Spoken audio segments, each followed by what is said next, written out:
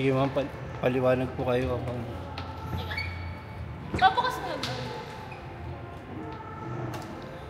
Ayan po. Balik 2.0 turbo siya.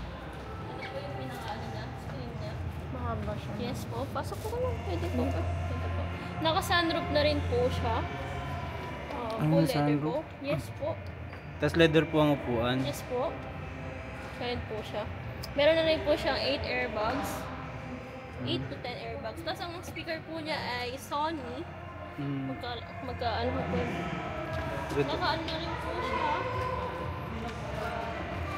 Meron po siyang eco mode and sports mode. Tapos makikita niyo sir ito.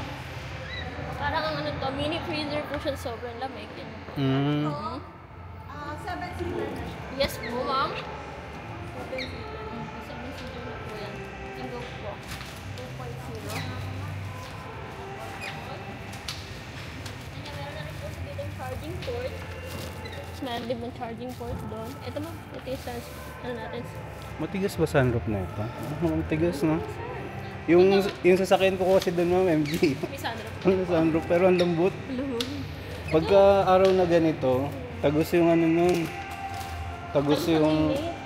Oo, tsaka yung liwanag niya. Ito hindi naman sir. Kaya nga parang hindi...